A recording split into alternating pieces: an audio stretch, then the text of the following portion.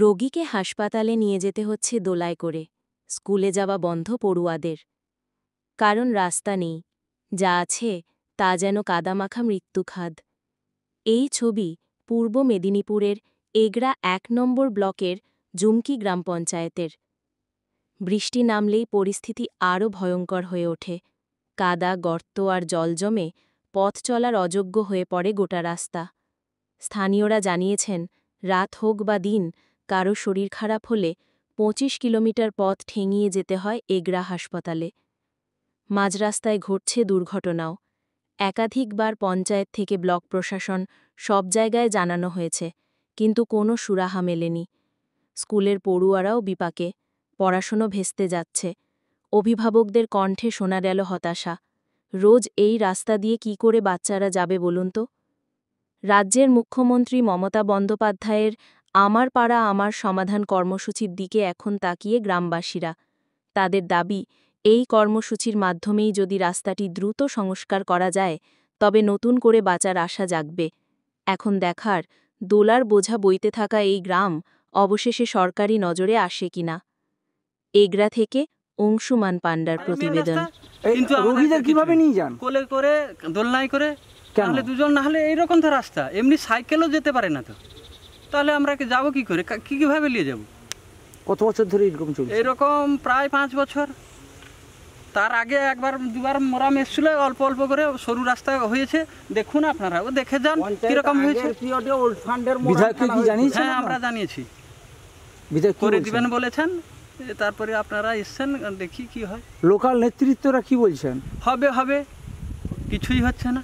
না, বর্তমান লোকাল পঞ্চায়েতে যিনি আছেন, কত বছর, আজ তো ১৫ বছর ২০ বছর ধরে কাজ হয়নি। কি ধরনের যাতায়াত করছেন? আর যাতায়াত কি করব? ছেলেগা গিয়ে স্কুলে যেতে পারছে না, কি করব? রোগী নিয়ে যান কি করে? রোগী এই যে দোলাই। এখন তো বৃষ্টিকাল, কি সমস্যা হচ্ছে? সমস্যা আর কি হবে, এই যে সমস্যা আর কি, হাট বাজারও করতে যাওয়া অসম্ভব। সবচেয়ে আপনারা যারা নেতৃত্ব দেন তাদেরকে কি জানিয়েছেন?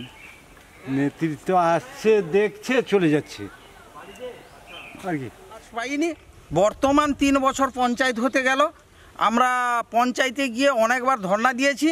বলে কি ওল্ড ফান্ডের মোরাম দিব, ব্যাটস দিব, এই আসছে, কোথায় ঢালবো, এই করতে করতে আজকে ৩ বছর গত হলো। ৩ বছরের মধ্যে আমরা এক ফোঁটা মোরামও কেন, ব্যাটস কোনো কিছু পাইনি। এছাড়া এখন এই কন্ডিশন দেখছেন, এর পরবর্তী পর্যায়ে এক পশলা বৃষ্টি হয়ে গেলে বাচ্চারা পড়াশোনা করতে যেতে পারে না। আমাদের এখানে বিচ্ছিন্ন গ্রাম, 50% এসি রয়েছে। 50% এসির মধ্যে আমাদের রাস্তাঘাট, এই বাচ্চারা টিউশন থেকে পড়াশোনা করতে গেলে সেই অর্জুনী স্কুলে যেতে হয়, নাহলে নার্সারি স্কুল আছে অষ্টিমোড়ে, সেখানে যেতে হয়।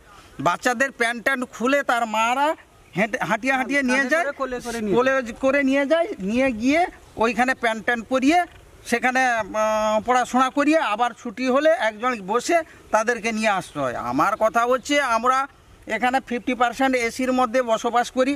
আমরা পঞ্চায়েত কি, পঞ্চায়েত সমিতি কি, জেলা পরিষদের থেকে কোনো আর এই রাস্তার ব্যাপারে অনেকবার বলা হয়েছে, তার সত্ত্বেও আমরা কোনো উপকৃত হচ্ছি না। আমরা প্রত্যেকে অনেকবার অঞ্চলে গেছি যে কমসে কম এই বৃষ্টিকালটা আপনারা একটা ব্যাটস না হলে মোরাম কমসে কম দিয়ে আমাদের মোটামুটি হেঁটে যাওয়ার মতো রাস্তা করে দেওয়া হোক। কিন্তু প্রধান বা পঞ্চায়েত সমিতির যিনি জিতেছেন মাস্টারমশাই, উনাকে বলতে উনিও বারবার গ্রামে আসেন, দেখে বকাবকি মেয়েরা করে, পালিয়ে যান, কিন্তু আমরা কোনো কিছু পাচ্ছি না। রোগীদের কিভাবে নিয়ে যান? রোগীদের দোলনা